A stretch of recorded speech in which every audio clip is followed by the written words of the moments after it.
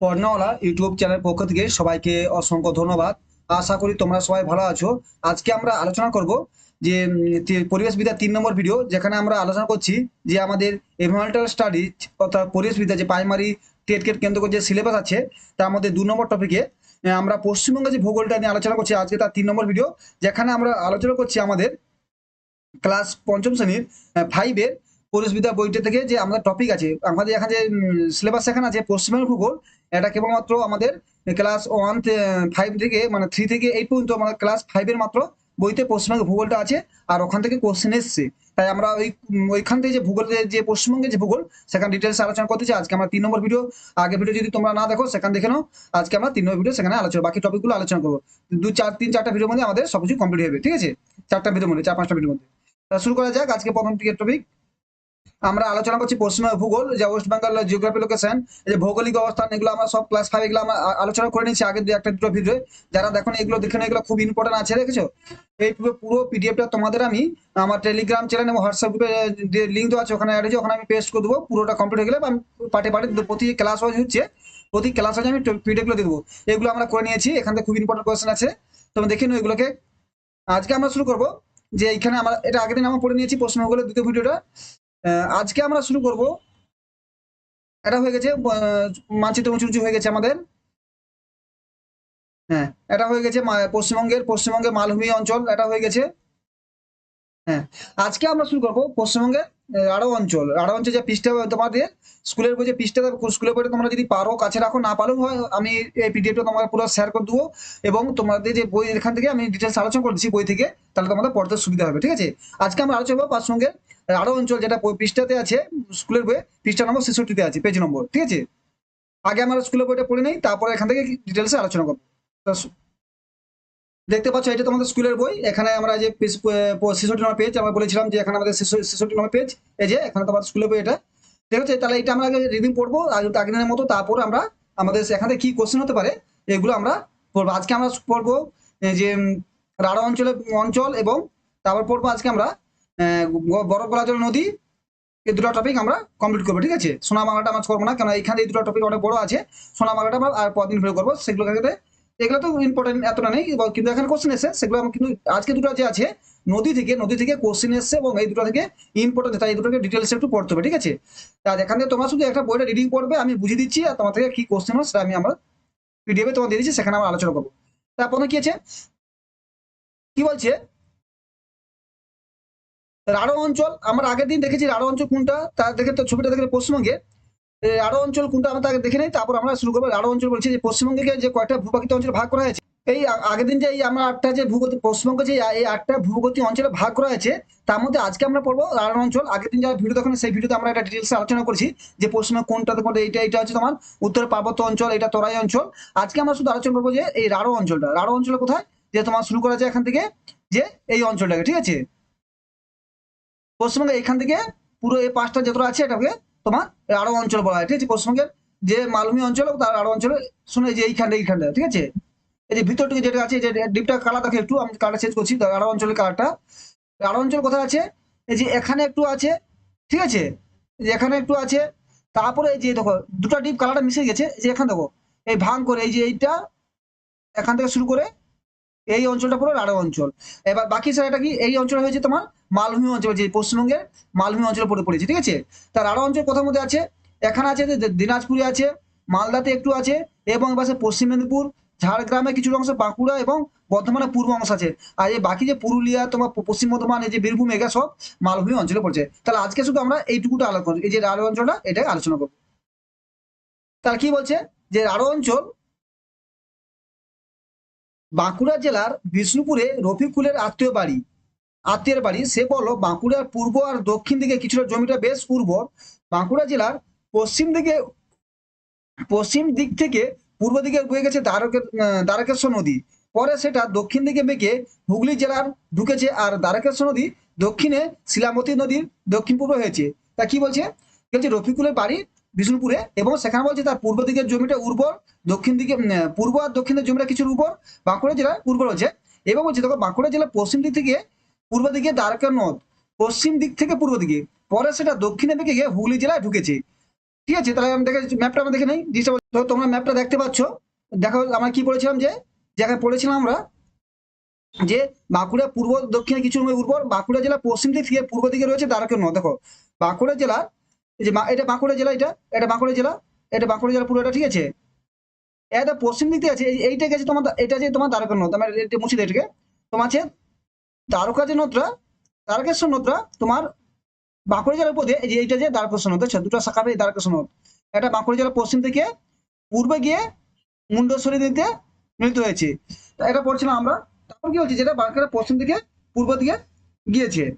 তারপর কি আছে এখানে, যে পরে সেটা দক্ষিণে বেঁকে হুগলি জেলায় ঢুকেছে। পরে সেটা কোথায় গেছে, পরে সেটা দক্ষিণ যে হুগলি জেলাটা, এই যে এটা হুগলি জেলা, এটা দক্ষিণ দিকে বেঁকে হুগলি জেলায় ঢুকেছে। প্রথমে দক্ষিণে পূর্বে যে এটা, এই যে হুগলি জেলাটা এখানে তোমরা দেখতে পাচ্ছ, এখানে এটা পুরা হুগলি জেলা, এই হুগলি জেলায় ঢুকেছে। হুগলি জেলাকে কি কি নদী আছে এখানে, মুন্ডেশ্বরী নদী, ঠিক আছে। এবার দেখো কি বলছে, তারপরে শুনো, ম্যাপটা দেখে দেখে পড়ো, তাহলে তোমাদের শুনতে হবে। তারপর কি বলছে, পরে সেটি, পরে সে দক্ষিণে হুগলি যে ঢুকেছে।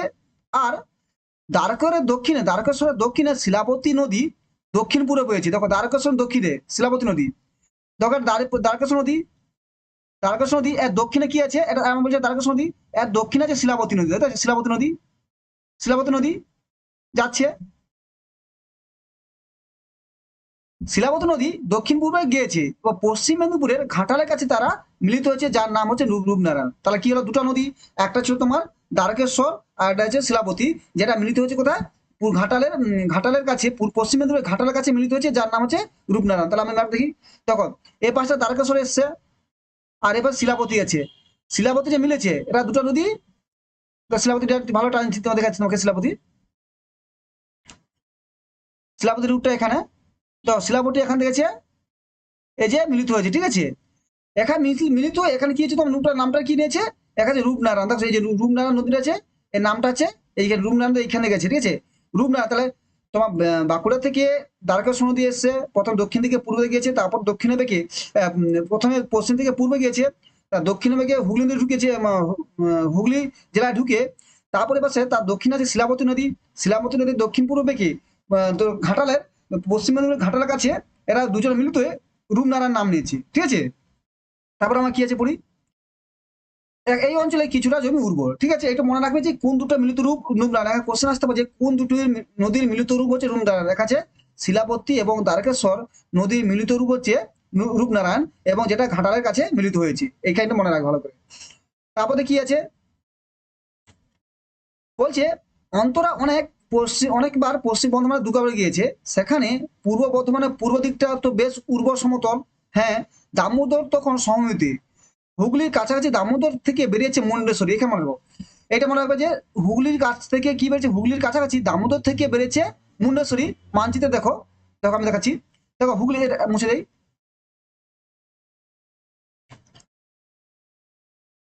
তোমার কাছে এইটা তোমার দামোদর নদী, ঠিক আছে, দামোদর মেন নদী।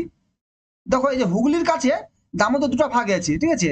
একটা ভাগ মুন্ডেশ্বরী নাম নিয়েছে, আর একটা শাখা হিসাবে যে হুগলি দিয়ে, হুগলি নদী পড়েছে। দেখো দামোদর নদী মেন ভাগটা হচ্ছে তোমার মুন্ডেশ্বরী, যে কোথায় বলছে রূপনারায়ণ মিশেছে। তাহলে রূপনারায়ণ কোথায় মিশেছে, দ্বারকা নদী, দ্বারকেশ্বর এবং শিলাবতী মিলত রূপনারায়ণ, রূপনারায়ণ এসে কি মিশেছে, দামোদর নদী একটা শাখা মুন্ডেশ্বরী, রূপনারায়ণ এসে মিলিত হয়েছে, যেটা লাস্টে রূপনারায়ণ বঙ্গোপসাগরে গেছে হুগলি নদীর সাথে যেটা রূপনারায়ণ বা হুগলি নদীর সাথে মিলেছে কোলাঘাটের কাছে, দেখবে কোলাঘাটে যেমন নয়াচর আছে, আমার হুগলি তবলুক নয়াচর এখানে পূর্ব মেদিনীপুরে, ওখানে এসে মিলিত হয়েছে রূপনারায়ণ এবং হলদি নদী।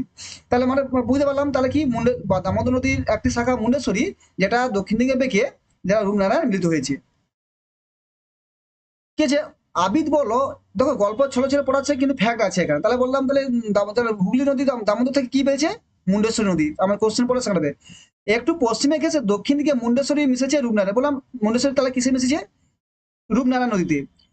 দামোদর হাওড়া জেলা ভিতর দিয়ে দক্ষিণে মিশে হুগলি নদীতে মিশে, আবার সেই রূপনারায়ণ কি হয়েছে আরো দক্ষিণে গিয়ে তোমার আহ দক্ষিণে গিয়ে কি হচ্ছে, হুগলি নদীতে আমাকে যে দক্ষিণে গিয়ে কিছে, এই রূপনারায়ণ দক্ষিণে গিয়ে হুগলি নদীতে মিশেছে। আমাদের বলছেন যেটা রূপনারায়ণ গেউখালী কাছে মিশেছে, এই যে প্রচুর দিন ঘটে, এই যে বলছিলাম আমরা নয়াচর যেটা, রূপনারায়ণ কোথায়, গেউখালী পূর্ব মেদিনীপুরের গেউখালী কাছে মিলিত হয়েছে হুগলি নদীর সাথে। জিনিসটা তো কি ফ্যাক্ট গুলো মনে রাখো ভালো করে, ফ্যাক্ট মনে রাখো। এই রূপনারায়ণ মিলিত হয়েছে মুন্ডেশ্বরী মিলিত রূপনারায়ণ, এই রূপনারায়ণ সে এখান থেকে আর এই পাশে হুগলি এসছে। হুগলি কোথায় মিলেছে আমাদের? তোমার যে পূর্ব মেদিনীপুরে গেউখালীতে, পূর্ব মেদিনীপুর গেউখালীতে হুগলি এবং তোমার রূপনারায়ণ, হুগলি এবং রূপনারায়ণ দুটি নদী মিলিত হয়েছে। মিলিত নিয়ে হলদির কাছে, হলদিয়া বন্দরের কাছে হলদি যে নদী যেখানে মিলিত হয়েছে সেটা আমি পরে পড়বো। হলদি যেখানে মিলিত হয়েছে সেখানে হলদি নাম নিয়ে দক্ষিণে বঙ্গোপসাগরে পড়েছে। আমরা আগে পড়েছিলাম।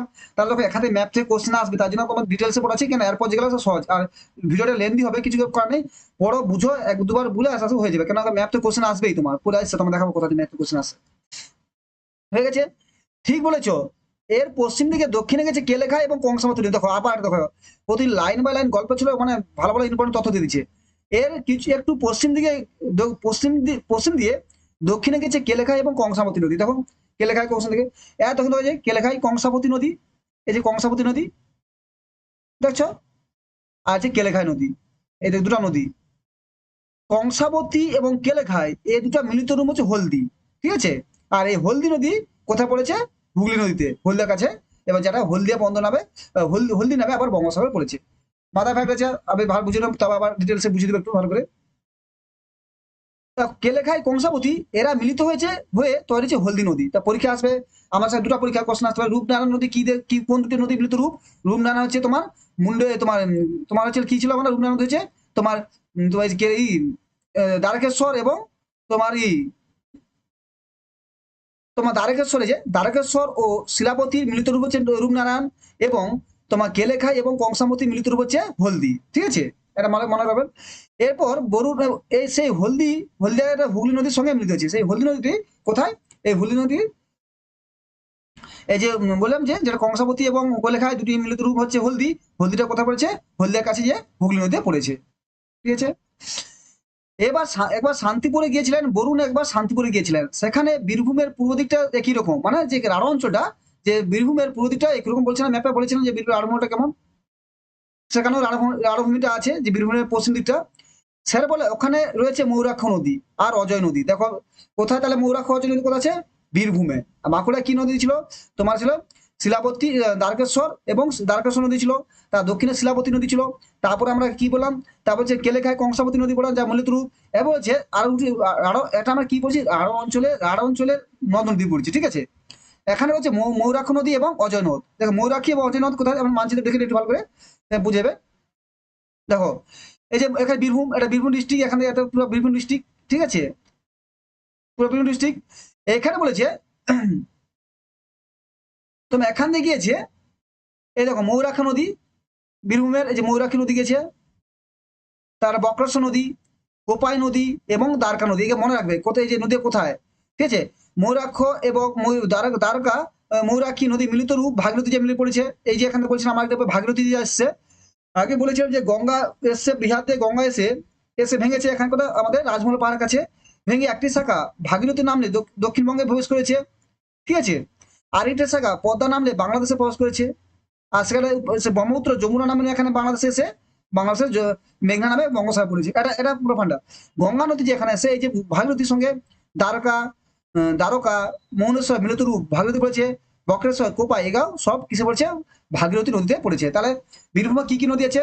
দ্বারকেশ্বর আছে, মৌরাক্ষী আছে, বক্রেশ্বর আছে, কোপাই আছে, এই চারটা নদী আছে। তারপর যদি তোমার বীরভূম বাঁকুড়া কি কি নদী আছে? তোমার দ্বারকেশ্বর, শিলাবতী, যেটা পশ্চিম মেদিনীপুর কিছু ঢুকেছে। আমার যে পশ্চিম মেদিনীপুর কি আছে? কংসাবতী, পূর্ব কেলেঘাই, পূর্ব মেদিনীপুর গেছে, আর পূর্ব মেদিনীপুর হলদিয়া, রূপনারায়ণ, এগুলো সব হলদি নদী এবং রূপনারায়ণ পূর্ব মেদিনীপুরে আছে। এইভাবে আমাদের পুরো নদীটাকে ভালোভাবে পড়তে হবে। ঠিক আছে? কোশ্চেন আসবে সময় লাগবে। তা মৌরাক্ষী এবং অজয় নদী মাঝে বুঝে গেছি। এই নদীগুলি বর্ষার সময় পশ্চিমের মালভূমি অঞ্চলে জল বয়ে আনে, তারপর সমতলে বন্যা হয়। এই অঞ্চলে বলে পশ্চিমবঙ্গের রাঢ় অঞ্চল। তারা কোন অঞ্চলে পশ্চিম রাঢ় অঞ্চল বলা হয়? যে এখানে আমার ম্যাপটা দেখি, এই যে এই অঞ্চলটা পুরো, যে এখানে আমি ওখানে ম্যাপটা দেখাচ্ছি, অরিজিনাল ম্যাপটা, আমরা অরিজিনাল ম্যাপটা দেখলে বুঝতে পারবো। তোমরা দেখছো এখানে অরিজিনাল, এই যে এইটা এখান থেকে পুরো এইটা যে রাঢ় অঞ্চল বলেছিলাম আমরা, এই যে এটা রাঢ় অঞ্চল। ঠিক আছে? এই যে বলেছিলাম এটা রাঢ় অঞ্চল। এখানে আমরা এইখানে যে বীরভূম দেখি, এটা বীরভূম ডিস্ট্রিক্ট, এটা বীরভূম ডিস্ট্রিক্ট। এইখানে কি ছিল? প্রথমে দ্বারকা, তারপর তোমার মৌরাক্ষী, তারপরে অজয়, তারপর কোপাই, এইসব নদী কোথায়? এখানে দামোদর নদী দিয়ে পড়েছে। এটা বলছে এই যে অঞ্চলটা বলে এটাকে রাঢ় অঞ্চল। এই সকল নদী কি জলে পুষ্ট? বৃষ্টির জলে পড়ে। বর্ষাকালে যখন বৃষ্টি হয় মালভূমি অঞ্চলে, এখানে ঝাড়খণ্ডে সেই জল নিয়ে এসে আমাদের দামোদরে ফেলায় এবং আমাদের ভাগীরথী নদীর উপরে এবং সেখানে যে বন্যা হয়। এছাড়া আমাদের যে দামোদর নদী আছে সেখানেও প্রচুর বছর বন্যা হতো, তাই দামোদরকে কি বলা হয়, পশ্চিমবঙ্গের দুঃখ বলা হয়। কারণ প্রচুর যখন এই সব অঞ্চলে প্রচুর বৃষ্টি হতো, সেই জল দামোদরের যে প্রচুর জল এখানে ওয়েস্টবেঙ্গলে গড়িয়ে আসতো। এই জন্য কি হচ্ছে, ডিবিসি করা হয়েছে, এই জলগুলোকে আটকে দিয়ে বিভিন্ন বাঁধের মধ্যে আটকে জলটাকে সংরক্ষণ করা হয়েছে, সেই জলটাকে আবার বর্ষাকালে মানে গ্রীষ্মকালে আমাদের চাষের কাছে ইউজ করা হচ্ছে। ঠিক আছে, বুঝতে পারছো তো এখানে। তারপর চলো কি আছে দেখি। এই অঞ্চলের নাম বানানো হচ্ছে সব জায়গায় উর্বর মাটি, বেশিরভাগ দোঁয়াশ মাটি। এই এই রাঢ় অঞ্চল কি কি মানছে, রাঢ় অঞ্চল সব জায়গায় উর্বর মাটি, বেশিরভাগ দোঁয়াশ, কিছুটা এঁটেল আছে। তার রাঢ় অঞ্চলের মাটি কি দোঁয়াশ এঁটেল। ভূমি প্রায় পুরোটা সমতল, উত্তর আর পশ্চিম ভাগ বরাবর ভূমি ক্রমশ উঁচু, মানে যে বাঁকুড়া যেটা বলছে, তোমার বাঁকুড়ার পশ্চিম ভাগটা উঁচু, পূর্ব ভাগটা এই এই দোঁয়াশ মাটি, উর্বর মাটি এবং এঁটেল মাটি আছে। সেখানে লালচে মাটি, ভূমিটা কিছুটা ঢেউ খেলানো। তাহলে যে রাঢ় অঞ্চলের মাটি কি লালচে হবে এবং ভূমিটা ঢেউ খেলানো। এই যে এইটা বলছে উর্বর দোঁয়াশ এবং সব জায়গার সমুদ্রটা কোথায়, এটা আছে বীরভূমের পূর্ব সাইডটা, ঠিক আছে। হ্যাঁ হ্যাঁ, বীরভূমের শান্তিনিকেতন পূর্ব সাইডে সে শান্তিনিকেতন ছিল। সে আর হচ্ছে বাকি পশ্চিম সাইডে যে লালচে মাটি, ভূমিটা ঢেউ খেলানো। যত পূর্বে আর দক্ষিণে যাবে তত শান্ত মাটির রং মেটে রং হয়ে যাবে দক্ষিণ পূর্বে এলে। রাঢ় অঞ্চলে বন জঙ্গল। রাঢ় অঞ্চলে কি বন জঙ্গল সেটা আমরা দেখি। স্যার হেসে বলেন যে সেসব কেটে গাছ আবাদ করা, সেসব কেটে চাষ আবাদ করা হয়ে গেছে আগেই। তবে গত 30-40 বছর বছরে অনেক গাছ লাগানো হয়েছে। শাল, সেগুন, শিশু, মেহগনি, শিশির, আকাশমণি, কদম, বাবলা, বনের নানা রকম গাছ আছে। তাহলে এখানে দেখো খেলার ছলে বলে দিচ্ছে, কিন্তু এখানে কোশ্চেন পরীক্ষা আসতে পারে যে রাঢ় অঞ্চলে আমাদের রাঢ়ভূমি অঞ্চলে কি কি গাছ আছে। শাল, সেগুন, শিশু, মেহগনি, শিরিষ, আকাশমণি, কদম, বাবলা ইত্যাদি গাছ আছে। নানা জায়গায় রাজ্যের বন দপ্তর গাছ লাগিয়েছে, এইভাবে কয়েকটি নতুন বন তৈরি হয়েছে। এদিকে এদিকে গেলে ওদিকে গেলে রাস্তা ধারে ধারে দেখতে পাবে, মানে যে ওইসব রাঢ় অঞ্চল যাও তার রাস্তা ধারে আমরা এই বন দেখতে পাবো।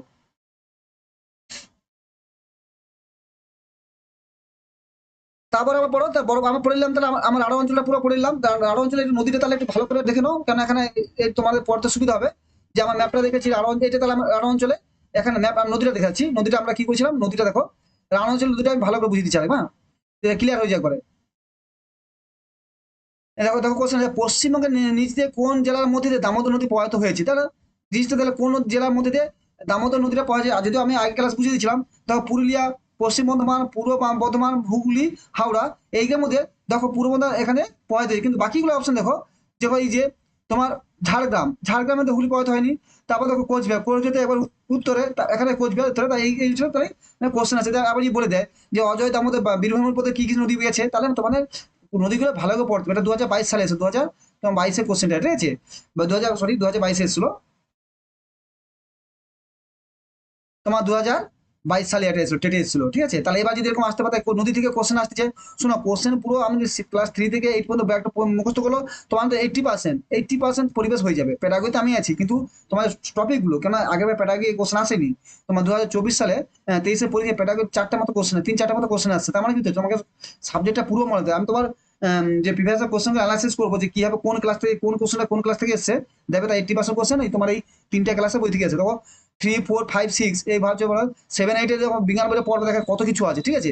সব এসে ঠিক আছে, তাহলে শুরু করা যাক। তারপর টপিকটা আমরা, তাহলে তোমরা বুঝতে পারছো এখান থেকে কোশ্চেনটা এসছে, ঠিক আছে। নদীগুলি ভালো করে পড়বে, যা বুঝালাম যদি না বুঝতে পারো বারবার দেখো ভিডিওটা। এবং মিলিত রূপগুলা তা কোন রাজ্যের উপর গেছে, তাদের মিলিত রূপ কি, কোথায় মিলিত হয়েছে, সেগুলো ভালো করে তোমার আরামসে পড়ে নিয়েছি। এরপর আমরা পড়বো বরফ গলা জলে পুষ্ট নদী, যেটা আছে আমাদের তোমাদের স্কুলের বইতে, তোমাদের 67 পেজে আছে। এবং তোমরা বইটা খুলে কাছে রাখতে পারো, বা তোমরা এটাও আমি তোমার দিয়ে দেবো, এই বইয়ের পিডিএফ দিয়ে দেবো। তোমার বইয়ের পিডিএফ দরকার নেই তোমাদের, আমি যখন এমসিকিউ করাবো সেগুলো তোমার কাছে দিয়ে দেবো, ঠিক আছে। এরপর আমরা পড়বো বরফ গলা জলে নদী। ঈশানের মামাবাড়ি নদিয়া জেলায়। দেখো আমরা বীরভূম বাঁকুড়া পড়েছি, এবার নদিয়া জেলা দেখো। সেখানে অনেক নদী, গঙ্গা খুব চওড়া, তাছাড়া জলঙ্গি, মাথাভাঙা, চূর্ণী, ইচ্ছামতি নদী রয়েছে। এটা ভালো করে মুখস্থ করো, তাহলে কেমন পড়ি। মামা বলেছে গঙ্গা হচ্ছে নিত্যপা নদী, অর্থাৎ সবসময় বয়ে যায়, সারা বছর জল থাকে। দেখো আগে 3টা নদী জেনে নেই, জলঙ্গি, মাথাভাঙা, চূর্ণী এবং ইচ্ছামতি। এই নদীটা নদিয়া জেলায় কোথায় আছে, নদিয়া জেলায়। চলো দেখে নিই ম্যাপটা। দেখো এখানে নদিয়া জেলা, তার আগে আমি ম্যাপটা পুরো মুছে দিই। দেখো এটা নদিয়া নদিয়া জেলা, এখানে এখানে নদিয়া জেলা, তোমাদের নদিয়া জেলা এখান থেকে শুরু করে, এখানে আমাদের গেছে নদিয়া জেলা। দেখো নদিয়া কি কি কি তোমার ইয়ে আছে, নদী কি বলছে, নদী গিলে কি কি আছে, দেখো জলঙ্গি আছে, চূর্ণী, মিচ্ছামতি আছে, আরটা বলছিলাম আমরা মাথা ভাঙা, এখানে দেখতে পাচ্ছি না, কিন্তু এই 4টা নদী এখানে আছে। তাহলে আমরা দেখতে পাচ্ছি যে নদীগুলো, যে পদ্মা থেকে এটা বেরিয়েছে জলঙ্গি নদী, যেটা ভাগীরথী, তোমার ভাগীরথীতে পড়েছে জলঙ্গি। তারপর একটা নদী বেরিয়ে এসছে যেগুলো, চুন্নি নদী, একটা চুন্নি, ঠিক আছে। আর এখান থেকে আবার একটা এসছে তোমার কি, ইচ্ছামতি। তো ইচ্ছামতি যে উপরটা যেটা বাংলাদেশে, সেটাই মাথা ভাঙা নামে পরিচিত, ঠিক আছে। মাথা ভাঙা নামে, মাথা ভাঙা নদী নামে পরিচিত, যেটা বাংলাদেশের পদ্মা থেকে আছে, যারই একটা শাখা আছে ইচ্ছামতি। এবং ইচ্ছামতি নদী পরে কালী নদীর সঙ্গে মিশেছে। তাহলে এখানে আমার পরে নদী, তাহলে কি কি নদী আছে? জলঙ্গি, চূর্ণী, ইচ্ছামতি, মাথা ভাঙা, এই যে চারটা নদী এখানে বলেছে। তাহলে এই সব নদীগুলো কিসে, এই সব নদী কিসে পুষ্ট? এগুলো সব বরফ গলা জলে পুষ্ট। কেন? আমাদের গঙ্গা বরফ গলা জলে পুষ্ট, তাদের শাখা এগুলা পদ্মা নদীর শাখা, তাই এগুলো বরফ গলা জলে পুষ্ট। এবার দেখা যাক কি বলছে। এ কথা শুনে স্যার বলেন, তার নিত্যপা নদী কাকে বলে? যেসব নদী সারা বছর জল থাকে নিত্যপা নদী বলে। এই সময় বয়ে যায় সারা বছর জল থাকে, এটা নিত্যপা নদী। আর তারপরে এই যে তাহলে আরো অঞ্চলে যে নদীটা ছিল, দ্বারকা, ময়ূরাক্ষ, বক্রেশ্বর, গোপাই, অজয়, এগুলো তার কি নদী? এগুলো সব বর্ষা জলে পুষ্ট, হ্যাঁ, বৃষ্টি জলে পুষ্ট, বৃষ্টি জলের পুষ্ট। তাহলে কি শুধু বর্ষাকালে জল থাকে? বর্ষাকালে এদের জল থাকে, ঠিক আছে, বাকি সময় এদের জল থাকে না। কিন্তু এর পাশে দেখো জলঙ্গি, চুনি, মাথাভাঙা, ইচ্ছামতি, এগুলো সব বরফ গলা জলপ্রপাত, যে পাহাড় থেকে নদী এসে সেখান থেকে এরা সৃষ্টি হচ্ছে, তাদের সারা বছর জল থাকে, ঠিক আছে, এটা মনে রাখো তাহলে। তারপর আমরা পড়বো কি আছে। স্যার একথা শুনে বলেন, একথা শুনে স্যার বলেন, পর্বতের মাথা বরফ জমা, বরফ পর্বতের মাথায় জমা বরফ বলে গঙ্গা জল আসে, মানে গঙ্গা নদীর জলটা আসে পর্বতের মাথা থেকে, বরফ বলে সেখানে জলটা আসে। ঈশান বললো পর্বতের মাথায় বরফ জমে কেন? সে বলছে তখন স্যার বলেন, পুকুর, নদী, সমুদ্রের জল সূর্যের তাপে বাষ্প হয়ে উপরে উঠে যায়, উপরে বাতাস ঠান্ডা, তাই সেই বাষ্প জমে জল হয়। পর্বতের মাথায় ঠান্ডা বেশি বলে তুষারপাত হয়, তুষার জমে বরফ হয়ে যায়, সূর্যের তাপে কিছু বরফ গলে জল হয়ে খাড়া পার্বতের ঢাল বেয়ে নেমে আসে। এইরকম অনেকগুলি ছোট ছোট জলাধারে মিলিত হয়ে নিত্যপা নদী তৈরি হয়। তাহলে এখানে এতটা আসবে না, এখানে আসতে পারে নিত্যপা নদী কাকে বলে?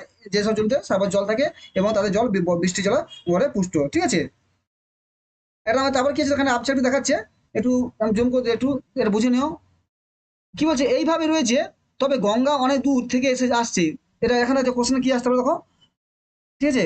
গঙ্গা অনেক দূর থেকে আসে, উত্তরাখণ্ডে রাজ্যে গঙ্গোত্রী হিমবাহ থেকে, গোমুখ গোমুখ গুহা থেকে এর শুরু। তাহলে কোশ্চেন এখানে কি আছে?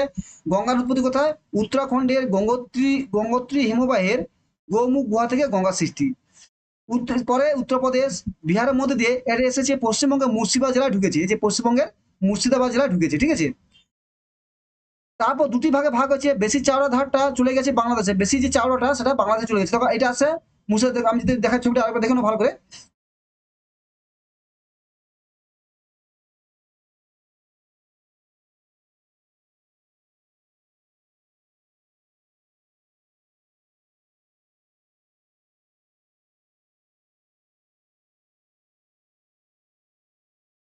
গঙ্গা নদী কোথায় এসছে? তবে দেখো জিনিসটা, এই যে গঙ্গা নদী উত্তরপ্রদেশ থেকে বিহারের মধ্যে দিয়ে এখানে আমাদের পশ্চিমবঙ্গের মুর্শিদাবাদের কাছে দুভাগ হয়েছে, রাজমহল পাহাড়ের কাছে।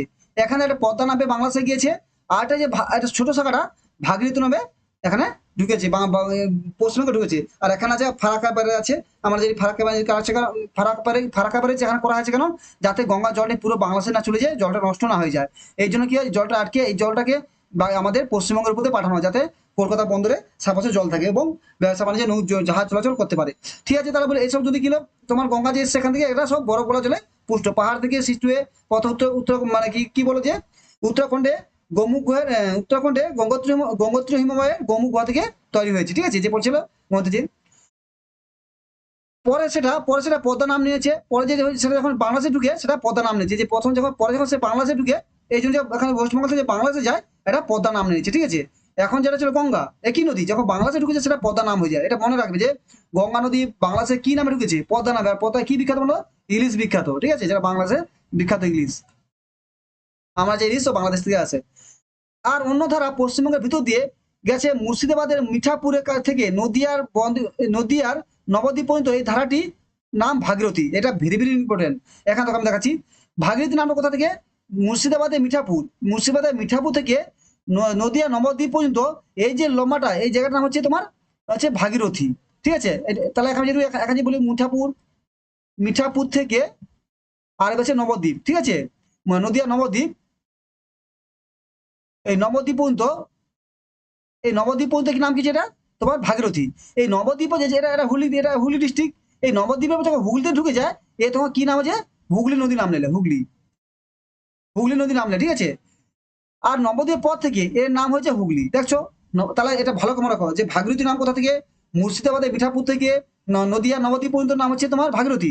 আবার তোমার নদিয়া নবদ্বীপ থেকে একবারে মুর্শিদাবাদ পর্যন্ত তোমার পূর্ব মেদিনীপুর যেটা আছে হুগলি। হুগলি না, এই ভাগীরথী এবং হুগলি নদী ডায়মন্ড হারবার এবং হলদিয়া পেরিয়ে আরো দক্ষিণে গিয়ে বঙ্গোসাগর পড়েছে। মানে সে যখন হুগলি এলো, আমার তারপর বলে যে হুগলি নদীর সাথে কে মিশেছে, রূপনারায়ণ। রূপনারায়ণ আরো দক্ষিণে গেল, যখন হলদি নদী যখন দক্ষিণে পড়ো, সে হলদি নাম নিয়ে এটা তোমার বঙ্গোসাগরে পড়েছে। এটা হচ্ছে গঙ্গার পুরো একটা ডিভিশন। শোনো, এখানে কোশ্চেন আসবে, তাহলে ভাগীরথী কোথা থেকে কোথায় আছে আমরা পুরো কোশ্চেন আলোচনা করবো, সেখানে বুঝতে পারবে এখানে কিভাবে কোশ্চেন আসতেছে। ঠিক আছে, তারপর যাক। ঠিক আছে, আমরা সোনা বাংলা এটা আমি তোমার ভালো সেটা আমি পরের দিন করবো, কেন এখানে অলরেডি অনেকটা সময় হয়ে গেছে তোমাদের। ঠিক আছে, এই দুটো ভালো করে দেখো, এখান থেকে কি কোশ্চেন আছে সেগুলো একটু আমরা আলোচনায় তোমার অ্যান্সার করার চেষ্টা করো। ঠিক আছে, দেখবে সেখান থেকে। তো দেখা যাক কি কোশ্চেন গুলো এসছে এখানে। তো রাঢ় অঞ্চলটা পড়লাম, রাঢ় অঞ্চল থেকে কি কি আছে। রফিকুলের আত্মীয় বাড়ি কোথায়? রফিকুলের আত্মীয় বাড়ি ছিল বাঁকুড়া জেলায় বিষ্ণুপুরে। ঠিক আছে, বাঁকুড়া পূর্ব দিকে ও দক্ষিণ দিকে জমি কেমন? বাঁকুড়া পূর্ব দিকে আর দক্ষিণের জমি বেশ উর্বর। কেমন টাইপের কোশ্চেন এসছে যে বাঁকুড়া পূর্ব দিকে পশ্চিমের জমি খুব উর্বর। পূর্ব পশ্চিম মানে কি এই সাইডটা, বা পূর্ব দক্ষিণ দিকের মানে তোমার বাঁকুড়ার এই সাইডটা জমিটা উর্বর। এই যে বাঁকুড়ার এই সাইডটা, এই যে এই সাইডের জমিটা তোমার উর্বর আছে। কাটা ছেড়ে করে একটু দেখো, তোমার এই সাইডের জমিগুলো একটু উর্বর আছে, এই জমিগুলো তোমার উর্বর আছে, তারপরে কিন্তু অনুর্বর। ঠিক আছে, তাই বলেছে বাঁকুড়ার তার বাড়ি যে মা বাড়ি বাঁকুড়ার দক্ষিণপুরের জমিগুলো এটা উর্বর টাইপের। তা বাঁকুড়া দক্ষিণ জমি। তারপর কি বলছে, দ্বারকা নদ তোমার, তারপর কোশ্চেন কি আছে, দ্বারকেশ্বর নদ বাঁকুড়া জেলা কোন খান দিয়ে বয়ে গেছে? দ্বারকেশ্বর নদ বাঁকুড়া জেলা পশ্চিম থেকে পূর্ব দিকে বয়ে গেছে। আমরা পড়েছিলাম যে দ্বারকেশ্বর নদ বাঁকুড়া জেলার পশ্চিম থেকে, এই যে পড়েছিলাম দ্বারকা নদ বাঁকুড়া জেলা পশ্চিম থেকে পূর্ব দিকে বয়ে গেছে। তারপর কোশ্চেন কি আছে, দ্বারকের ও শিলাবতী নদী জলধারা কোথায় মিলিত হয়েছে, কি নামে পরিচিত? বলেছিলাম দ্বারকেশ্বর ও শিলাবতী নদীর, এই যে দ্বারকেশ্বর শিলাবতী নদীর কি নামে? দ্বারকা শিলাবতী নদী কি বলছে, জলধারা পশ্চিম মেদিনীপুরের ঘাটালের কাছে মিলিত হয়েছে রূপনারায়ণ নামে পরিচিত। এই যে বলেছিলাম দ্বারকেশ্বর শিলাবতী যে পশ্চিম মেদিনীপুরের ঘাটার কাছে রূপনারায়ণের কাছে পরিচিত। মুন্ডেশ্বরী কোন নদীতে মিশেছে? মুন্ডেশ্বরী রূপনারায়ণে মিশেছে। এটা ভালো কোশ্চেন। দেখো এখানে কি টাইপের কোশ্চেন হতে পারে, মুন্ডেশ্বরী কোথায় মিশেছে এখান থেকে, এই যে মুন্ডেশ্বরী রূপনারায়ণে মিশেছে আমরা পড়েছিলাম। এখানে দ্বারকেশ্বর শিলাবতী মিলিত রূপতী রূপনারায়ণ। রূপনারায়ণ কোথায় মিলেছে? রূপনারায়ণে কে মিশেছে? মুন্ডেশ্বরী। মুন্ডেশ্বরী কার শাখা নদী? দামোদরের শাখা নদী। এইভাবে পড়ো, দামোদর শাখা হচ্ছে মুন্ডেশ্বরী, সেটা রূপনারায়ণ বলছে। পূর্ব বর্ধমানের পূর্ব দিকটা কেমন? পূর্ব বর্ধমানের পূর্ব দিকটা ছিল খুব উর্বর। আমরা বলেছিলাম যে পূর্ব বর্ধমানের পূর্ব দিকটা খুব উর্বর। সাথে কি আছে, দামোদর নদ কিভাবে প্রবাহিত হয়েছে? দামোদর নদ হাওড়া জেলার ভিতর দিয়ে দক্ষিণে গিয়ে হুগলিতে মিশেছে। দামোদর নদী পরিচয় দেখো, এবার কোশ্চেন একটা, দামোদর নদ হাওড়া জেলা দিয়ে, দামোদর দক্ষিণে আছে, হাওড়া জেলা দিয়ে যে দক্ষিণে হুগলিতে পড়েছে। এই যে হুগলি দামোদর নদ দেখো,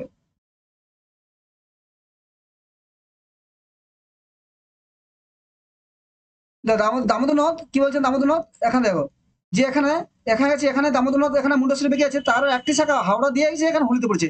তো ছবিগুলো ভালো করে প্র্যাকটিস করো। ঠিক আছে, প্র্যাকটিস না করে পারবে না। এখন স্যার বলছে একটা ভিডিও এত কিছু বড় হোক, কিন্তু একবার বুঝে না তো আর দ্বিতীয়বার তোমার দেখতে হবে না। ঠিক আছে, তুমি বুঝে না, ভিডিও দেখার দরকার নেই, তুমি পড়ো। কিন্তু আমি ডিটেলসে বুঝে কেন এখানে আমি দ্বিতীয়বার করাবো না এগুলা। ঠিক আছে, হুগলি নদীতে তো আমি এসেছে। তারপরে কি আছে দেখো, কোশ্চেন একটা আসছে দেখছি, তার মধ্যে তোমার বলেছিলাম যে যখন কোশ্চেন এই কোশ্চেন এসেছিল, পশ্চিমবঙ্গের কোন জেলাতে মধ্যে দামোদর নদী পড়েছে? পুরুলিয়া। দেখো কোন নদীর মধ্যে দামোদর নদী গিয়েছে, ছবিটা তুমি দেখলেই বুঝতে পারছি। তোমার কনসেপ্ট ঠিক থাকে যে দামোদর নদী কোথা দিয়ে আছে, তাহলে তুমি এখানে পারবে। দেখো পশ্চিম দামোদর নদী কোন কোন জেলার মধ্যে গেছে, এটা ভালো দেখে নাও ছবি সময়, বুঝে দেই কি আছে তোমাদের। এখানে দেখো দামোদর নদী কোন কোন জেলার মধ্যে গেছে, দামোদর নদী তোমার গিয়েছে এখানে দেখো বীরভূম। দামোদর নদী আগে দেখো, এইটা দামোদর নদী। ঠিক আছে, এইটা দামোদর নদী। ঠিক আছে, এখানে বীরভূম আছে, তারপর হচ্ছে মানে পূর্ব বর্ধমান আছে, তারপর হুগলি আছে, তারপরে হাওড়া আছে। ঠিক আছে, এইভাবে তোমার নদীটা পড়েছে। তা তুমি তার কিভাবে তাহলে সেখানে কোশ্চেনে কি আছে দেখো, কোশ্চেনে আমার কথা হচ্ছে যে এখানে কি দেখো, এখানে গেছে, এখানে এইটা দেবে গেছে। ঠিক আছে, তাহলে তো বিষ্ণুপুর বাঁকুড়া পূর্ব বর্ধমান হুগলি হাওড়া দিয়ে মিশেছে। কিন্তু দেখো পুরুলিয়া, এটা পুরুলিয়া, একটা পুরুলিয়া যায়নি, পশ্চিম মেদিনীপুরে যায়নি, পূর্ব মেদিনীপুরে নেই, তারপরে তোমার বীরভূমে নেই, তারপরে এখানে কোচবিহার তো সেখানে, এখানে যে অপশন তুমি কোচবিহার, তুমি যারা একটি ম্যাপ সম্পর্কে আছে কোচবিহার দেখেছো? কোচবিহার তিন জায়গা আছে, এই যে এখানে কোচবিহার একটা, এখানে কোচবিহার আছে, আবার এখানে ঝাড়গ্রাম আছে। আর পুরুলিয়া আছে, না পুরুলিয়ার মধ্যে গিয়েছে, পুরুলিয়ার মধ্যেও গিয়েছে, তো শোনো এখানে সঠিক আনসার বোধহয়, তোমার কথা ভুল হচ্ছে দেখো, যে দাঁড়া পুরুলিয়ার মধ্যে, পুরুলিয়া হ্যাঁ ছুঁয়ে গেছে, দেখো পুরুলিয়ার এখানে ছুঁয়েছে, পুরুলিয়ার মধ্যে হবে, ঠিক আছে। এই যে পুরুলিয়ার উত্তর দিকে ছুঁয়ে গেছে, এই যে পুরুলিয়ার উত্তর দিকে দিয়ে দামোদর নদী ছুঁয়ে গেছে, তা পুরুলিয়াটা হবে।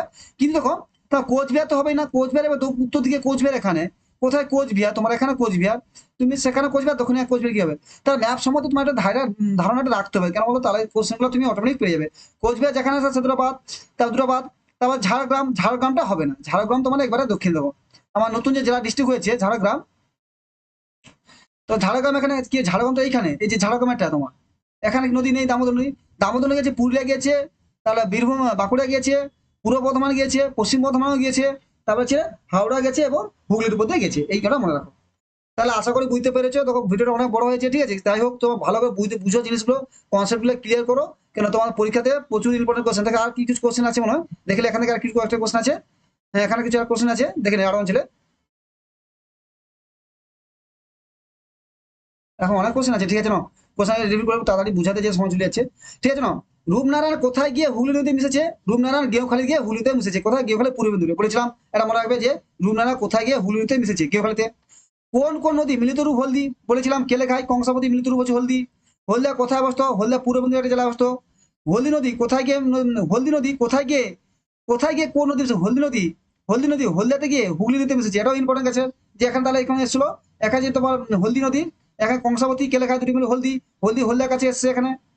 এটা এটা এটা কি নদী? রূপনারায়ণ হুগলি নদী, এইভাবে গিয়েছে। তাহলে বীরভূমে দেখো, বীরভূম জেলা অবস্থিত দুটি নদীর নাম, প্রসিদ্ধ স্থানের নাম বলো। বীরভূম জেলা অবস্থিত দুটি প্রসিদ্ধ নাম আছে শান্তিনিকেতন এবং তারাপীঠ এবং বক্রেশ্বর। তিনটা জিনিস নাম আছে, শান্তিনিকেতন, তারাপীঠ, বক্রেশ্বর। কোশ্চেন আসছে এরকম যে, আগেবার একটা কোশ্চেন আসে, তোমার দেখাবো, যেটা যেটা এখানে আসলে টেনে যদিও এসে কি আছে, তোমার কোনটা স্থাপত্য নয়, কোনটা স্থাপত্য, ঠিক আছে। বিষ্ণুপুরে বা বিষ্ণুপুরে তোমার মন্দির দিয়েছিল, সেটা দিয়েছিল এখানে, ঠিক আছে। তারপর কোশ্চেন আছে, কোশ্চেন দেখো, যে বীরভূমে দুটি দেখো, বীরভূমে দুটি নদ নদী বললাম, বীরভূমে দুটি নদ নদীর নাম হলো অজয় এবং মৌরাক্ষী। রাঢ় অঞ্চলে দুটি, রাঢ় অঞ্চলে মাটি কি রূপ? রাঢ় অঞ্চলে মাটি উর্বর, বেশি বেশি দোঁয়াশ, কিছুটা এঁটেল মাটি দেখা যায়। উত্তর ও পশ্চিমে মাটি লালচে, মানে রাঢ় অঞ্চলে লালচে মাটি। পূর্ব দক্ষিণে কিছুটা রঙের মাটি, মেটে রঙের মাটি দেখা যায়। এর মনে রাখবে এগুলো। তারপর কিছু রাঢ় অঞ্চলের, রাঢ় অঞ্চলে উত্তর ও পশ্চিম দিকে ভূমি কি, উত্তর পশ্চিম ভূমি কেমন? রাঢ় অঞ্চলে উত্তর পশ্চিম, মানে এই সাইডটা, যদি আমরা রাঢ় অঞ্চলে দেখি, আমরা যদি ওয়েস্ট বেঙ্গল ম্যাপটা দেখি, এরকম যে ওয়েস্ট বেঙ্গল ম্যাপটা ছিল এরকম করে, তারা এরকম যে ম্যাপটা ছিল, তার এখানে এখানে ছিল তোমার, মুছে একটু দেখে দেখেন, আমরা যে পশ্চিমে ম্যাপটা দেখি, দেখেছো পশ্চিম ম্যাপ, এটা দেখো রাঢ় অঞ্চল বলতে এই যে বীরভূমের এই এই সাইডে, বীরভূমের এই সাইডে বলেছে, ঠিক আছে, এই সাইডে গিয়ে, এই সাইডে মানে দেখো বীরভূমের এই সাইডটা উর্বর, এই সাইডটা তোমার মালভূমি অঞ্চল, এই যে তোমার বর্ধমানে, বর্ধমানের এই সাইডটা, বাঁকুড়ার এই সাইডটা সবে পশ্চিম সাইডটা তোমার মালভূমি অঞ্চলের অন্তর্গত, ঠিক আছে। তারপর হচ্ছে রাঢ় অঞ্চলে উত্তর পশ্চিম বরাবর ক্রমশ উঁচু হয়েছে, সেখানে মাটি লালচে এবং কিছু ঢেউ খেলানো। রাঢ় অঞ্চলে কি কি গাছপালা দেখা যায় বলেছিলাম? শাল, সেগুন, শিশু, মেহগনি, শিরীষ, আকাশমণি, কদম, বাবলা প্রভৃতি গাছ থাকে, এটা ইম্পর্টেন্ট আছে, এটাতে পরীক্ষা, রাঢ় অঞ্চলে কি কি তোমার গাছ থাকে সেটা পরীক্ষায় আসতে পারে। তারপরে রাঢ় অঞ্চলে, তোমার রাঢ় অঞ্চলের বন জঙ্গল কেমন? রাঢ় অঞ্চলে বন জঙ্গল কেটে চাষাবাদ জমি তৈরি হয়েছিল, তবে গত 30-40 বছরে নানা জায়গায় রাজ্যে বন দপ্তর গাছ লাগিয়ে এভাবে কয়েকটি নতুন বন তৈরি করেছে। তারপরে 18 নম্বর কোশ্চেন গেছে, রাঢ় অঞ্চলে ভূমি বৈশিষ্ট্য দাও। পশ্চিমবঙ্গের রিডিং পড়বে, এই যে এগুলো আছে না, রিডিং পড়বে। রাঢ় অঞ্চলে সব জায়গায় মাটি উর্বর, রাঢ় অঞ্চলে, পশ্চিমবঙ্গের রাঢ় অঞ্চলে সব জায়গায় মাটি উর্বর, কিন্তু কিছুটা দোঁয়াশ, কিছুটা এঁটেল, ভূমি পুরোটা সমতল। উত্তর পশ্চিমে কিছুটা উঁচু বরাবর আছে, সেখানে মাটিটা কিছু লালচে হয়। মানে রাঢ় অঞ্চলে ম্যাক্সিমাম সমতল, তো উর্বর মাটি, কিছু সমতল, কিছু পশ্চিমটা কিছুটা হলো ঢেউ খেলা আছে। যতদূর যত পূর্ব আর দক্ষিণ যাওয়া যায়, ততই সাধারণত মাটি মেটি রঙে হয়, ঠিক আছে। তারপরে রাঢ় অঞ্চলের নদীগুলি বৈশিষ্ট্য কি? রাঢ় অঞ্চলের নদীগুলি বর্ষার সময় স্পুষ্ট, পশ্চিমের মালভূমি অঞ্চলে জলধারা বয়ে নিয়ে আসে, ফলে এদের সমতলে বন্যা হয়। তাহলে রাঢ় অঞ্চলে তোমার নদীগুলি সব বন্যা জলে, বৃষ্টি জলে পুষ্ট। বলেছিলাম যে ঝাড়খণ্ড থেকে ঝাড়খণ্ডে সেখানে মালভূমি অঞ্চলে বৃষ্টি হয়, তার সেখান থেকে জলগুলি নদী বয়ে নিয়ে সমতলে নিয়ে আসে। তারপর বরফ পড়া জলের নদী থেকে পৃষ্ঠা নম্বর 67, তোমরা দেখে নেবে এখানে, আমরা এখানে কি কোশ্চেন আছে। নদিয়া জেলা যেটা বলছিলাম, নদিয়া জেলা কি কি নদী আছে? নদিয়া জেলা আছে, জেলা গঙ্গা আছে, জলঙ্গি আছে, মাথাভাঙ্গা আছে, চুন্নি এবং ইচ্ছামতি। এই যে এইসব নদীর 5টা নদী আছে, ঠিক আছে? আমরা সেখানে জলঙ্গি, মাথা, চুন্নি, ইচ্ছামতি দেখেছিলাম। গঙ্গাও নদী, গঙ্গার উপর দিয়ে তোমার গঙ্গাটাও গিয়েছে, যে নবদ্বীপ পর্যন্ত, যেটা ভাগীরথী গঙ্গা এসছে। নদীয়া নবদ্বীপ পর্যন্ত কি নাম ছিল? ভাগীরথী নামে হতো, ভাগীরথী, ঠিক আছে? সেটা বলছিলাম, তারা নদীয়া গঙ্গা গিয়েছে। এবার ছিল তারপর জলঙ্গি, চুন্নি, মাথাভাঙ্গা, ইচ্ছামতি, ঠিক আছে ছিল। গঙ্গার জল কোথা থেকে আসে? গঙ্গার জল পর্বত থেকে আসে। নদিয়া জেলা নদীগুলি কেমন? নদিয়া জেলা নদীগুলি নিত্যপা নদী এবং বরফ মাথার মাথায় জমা বরফ গলে গঙ্গা জল আসে। পর্বতের মাথায় যে বরফ জমা, সেখান থেকে গলে জলগুলি আসে। তা দেখো, নদিয়া জেলার নদীগুলি হচ্ছে তোমার নিত্যপা নদী, কিন্তু মাননীয় আছে আরো অঞ্চলের নদী কি তোমার অনিত্যপা নদী, যেখানে বর্ষা জলে পুষ্ট আর সেখানে বন্যা হয়, এটা মনে রাখো। নিত্যবাহ নদী কাকে বলে? যেসব নদীতে সবসময় বয়ে যায়, সারা বছর জল থাকে, এই নদীকে নিত্যবাহ নদী বলে, ঠিক আছে? কি বলছে? পর্বত মাথায় কি হয় বড় জমে? পুকুর, নদী জল পড়েছিলাম তখন। পুকুর সমুদ্রের জল তাপে বাষ্প হয়ে উপরে উঠে যায়, বাতাস উপরে উঠে ঠান্ডায় সেই বাষ্পতে জমে জল হয়। পর্বতের মাথায় যে বেশি, পর্বত ঠান্ডা বেশি হলে তুষারপাত হয় এবং সেই তুষারপাতে জমে বরফ হয়ে যায়, ঠিক আছে? এটা বলেছে। তারপর যে কি নিত্যবাহ নদী, কিভাবে নিত্যবাহ নদী তৈরি হয়? দিনের বেলা সূর্যের তাপে কিছুটা জল বরফ হয়ে, দিনের বেলায় সূর্যের তাপে কিছুটা বরফ গলে জল হয়। সেই জল পাহাড়ের খাড়া পর্বত থেকে প্রবল বেগে নেমে আসে। এই নেমে আসা ছোট ছোট অনেকগুলি জলধারায় মিশে গিয়ে নিত্যবাহ নদী তৈরি হয়। যেটা বলেছিলাম, গঙ্গা একটা নিত্যবাহ নদী, মনে রাখবে। যত নদী পাহাড় থেকে সব নিত্যবাহ নদী। গঙ্গা কোথা থেকে শুরু হয়েছে এবং কোথায় গিয়ে পশ্চিমবঙ্গে প্রবেশ করেছে? গঙ্গা নদী উত্তরাখণ্ডের রাজ্যে গোমুখ গুহা থেকে, গুহাতে গঙ্গোত্রী হিমবাহের, গঙ্গোত্রী হিমবাহ লেখা নেই, গোমুখ গুহা লেগেছে, এখানে গঙ্গোত্রী হবে। গঙ্গোত্রীয় হিমবাহের গোমুখ গুহা থেকে শুরু হয়ে উত্তরপ্রদেশ, বিহারের মধ্য দিয়ে পশ্চিমবঙ্গের মুর্শিদাবাদে প্রবেশ করেছে। তারপর কি আছে? গঙ্গা নদী কোথা থেকে দুটি ভাগ হয়েছে এবং দুটি ভাগ কোথায় গিয়ে বয়েছে? গঙ্গা নদী মুর্শিদাবাদ জেলায় রাজমহল পাহাড়ের কাছে, রাজমহল পাহাড়ের কাছে দুভাগ হয়েছে। বেশি চাওড়া পদ্মা নামে বাংলাদেশে গেছে, আমরা যেটা বলছিলাম, একটা পদ্মা নামে বাংলাদেশে, পদ্মা নামে বাংলাদেশে গেছে এই রাজমহল পাহাড়, এখানে বাংলাদেশের ভিতর দিয়ে বয়ে গেছে। অপরটি যারা পশ্চিমবঙ্গের ভিতরে ভাগীরথী নাম দিয়ে পশ্চিমবঙ্গ থেকে এসেছে। হুগলি নদী কোথায় মিশেছে? এটা তো হুগলি নদী, নদীর শেষে ডায়মন্ড হারবার, হলদিয়া পেরিয়ে আরো দক্ষিণে গিয়ে বঙ্গোসাগর মিশেছে। বঙ্গোসাগর কি নামে নিয়েছে? এইটা বঙ্গোসাগর এসে প্রথমে ভাগীরথী, তারপর হুগলি, তারপর হলদিয়া, এটা নাম দিয়ে হলদি নাম দিয়ে বঙ্গোসাগরে এখানে গঙ্গা নদী মিশেছে। এখানে দিয়েছে পশ্চিমবঙ্গের ভিতর দিয়ে বয়ে চলা গঙ্গা নদী কোন কোন নামে, ধারাটি কোন কোন নামে পরিচিত? এটা ইম্পর্টেন্ট আছে। পশ্চিমবঙ্গের ভিতর দিয়ে চলা গঙ্গা নদীটি প্রথমে ভাগীরথী নামে পরিচিত। এটি মুর্শিদাবাদের মিঠাপুর থেকে নদিয়া নবদ্বীপ পর্যন্ত এই নাম আছে, আর নবদ্বীপের পর থেকে এর নাম হচ্ছে হুগলি, দেখছো? তাহলে পরীক্ষা পড়ে এটা প্রচুর ইম্পর্টেন্ট, এটা মনে রাখো। যে পরিচয় পড়ে যায় যে ভাগীরথীর নাম কোথা থেকে? মুর্শিদাবাদের মিঠাপুর থেকে এবং নদিয়ার নবদ্বীপ পর্যন্ত নাম হচ্ছে ভাগীরথী। তারপর যেটা হচ্ছে নবদ্বীপ থেকে বাকিটা হচ্ছে তোমার হুগলি নামে, যখন হুগলি জেলা প্রবেশ করে যায়, হুগলি নামে নাম নিয়ে নেয়। তাহলে পড়লে পুরোটা নতুন পড়ে বুঝলাম তারা, ঠিক আছে? এই কোশ্চেনের পড়ছে তো বলছিলাম যে এটা একটা আলাদা কোশ্চেন, তোমার পরে বুঝাবো যে এই যে একটা নদী থেকে কোশ্চেন আছে, তাই দেখিয়ে দিলাম এখানে। যে নদীগুলি কতগুলি নদীর নাম দেওয়া আছে, এর মধ্যে নিচে কতগুলি নদীর নাম দেওয়া আছে, এর মধ্যে কোন নদীগুলি পশ্চিমবঙ্গের তরাই অঞ্চল, আমরা বলছিলাম তরাই অঞ্চলে মধ্য দিয়ে গুরুত্বপূর্ণ পালন করে? দামোদর, মাতলা, তিস্তা, ইচ্ছামতি, মহানন্দা, সুবর্ণরেখা, অজয়, রায়মঙ্গল। দেখো এটা আমি পড়াইনি, কিন্তু তবু কোশ্চেন দিয়ে দিলাম কেন? তোমার দেখানোর জন্য যে এটা পরে দিয়ে আমি করাবো। তবু বলে দিই যে উত্তরটা কি হবে, এখানে হবে তিস্তা, মহানন্দা। এর যে যে অ্যান্সারটা করেছে ভুল করেছে। কেন মাতলা, সুবর্ণরেখা কোথায় গেছে? নিচে সুবর্ণরেখা তো নেই তো, সুবর্ণরেখা আমাদের একবারে তোমার ঝাড়খণ্ডের উপর দিকে গেছে। ঝাড়খণ্ড মানে তরাই অঞ্চল বলতে আমরা বুঝেছিলাম সে উত্তরে তরাই অঞ্চল, অর্থাৎ পার্বত্য অঞ্চল, তরাই অঞ্চল, কোচবিহার, এখানে মাতলা আছে এবং তোমার এখানে তিস্তা আছে, মহানন্দা আছে। পরদিন আমরা যখন পড়াবো টপিকটা, তখন এটা আমরা বিশেষ আলোচনা করবো। থ্যাংক ইউ, ভালো থেকো। এবং দেখো ভিডিওটা হয়তো অনেক বড় হচ্ছে, কিন্তু পড়াশোনা করো ভালো করে। একবার কনসেপ্টটা ক্লিয়ার করে কোশ্চেন আসবে, আমি তো বললাম 6 থেকে 8 পর্যন্ত কোশ্চেন এবার ভালোভাবে করবে, যাতে তোমাদের বিজ্ঞানের নাম্বারটা পৌঁছে যেতে। সিডিপি, বিজ্ঞান, বাংলা, ইংলিশ, ম্যাথামেটিক্স, এইটা আমার পলিসি যে এইভাবে তুমি এগিয়ে চলো। যারা লো ক্যাটাগরি থেকে এবং হাই ক্যাটাগরির মধ্যে যারা যারা ভালো পারে তারা ভালো পারো, তারা পারবেই। কিন্তু যারা যারা বললাম, যারা মাথায় মাথায় রয়ে যাচ্ছে 1-2 নম্বর জন্য, তারা কিন্তু ভালো করে একটু পড়ো। এবার স্যার এত পড়বে, তোমার ক্লাস 3 থেকে 8 পর্যন্ত এতগুলো বই পড়বো কি করে? দেখো, পড়তে তো হবেই। কেন? তোমার 2023 সালে যে কোশ্চেন করেছে, তা দেখলে তুমি খুঁজেই পাবে না কোথায় কোশ্চেন আছে। তুমি বিজ্ঞান না, ওটা হচ্ছে বায়োলজি কোশ্চেন, মানে সব টাইপের মিশে। তুমি বিজ্ঞানের কোনো নির্দিষ্ট সিলেবাস নেই। তাই তুমি যদি ক্লাস 3, মিনিমাম 3 থেকে 8 পর্যন্ত যদি বিজ্ঞানের সব বইটা করে আমি তোমার দেখাবো, অ্যানালাইসিস করবো যে কোথা থেকে কোশ্চেন আসছে। তো 2024 সালে কোশ্চেন আসছে, 23 সালে কি কোশ্চেন আসছে, যেটা তোমার ডাইরেক্ট ভাবে কোথাও না কোথাও ঘুরে পেয়েছে ওইখানে আছে। আর তোমাদের 22, তারপর 21, এগুলো তো উপরে বইতে বই টুকেই দিয়েছি কোশ্চেন। আমি তো বললাম এই যে এই কোশ্চেন কোথায় আছে, এই কোশ্চেন তোমার সুবর্ণরেখা এই বাংলা বই থেকে আছে। এই কোশ্চেন তোমার পরে নিয়ে বুঝাবো। তারপর দামোদরটা কোথায়, তো এই তোমার এই বই থেকে 3, 5 বই থেকে এসছে। বুঝেছো? ঠিক আছে, ভালো করে পড়াশোনা করো, টার্গেট রাখো যে পাস করতে হবে, সেইভাবে পড়ো। এবার যদি তুমি যদি আমি যেভাবে পড়াচ্ছি পড়ো, আশা করি ভালো রেজাল্ট করবে। ঠিক আছে, এবার তোমার উপর ডিপেন্ড করে তুমি কি করবে। থ্যাংক ইউ, ভালো থেকে ভালো পড়াশোনা করো। যদি চ্যানেলটি ভালো লাগে অবশ্যই সাবস্ক্রাইব করো এবং বন্ধুদের শেয়ার করে দাও। Thank you.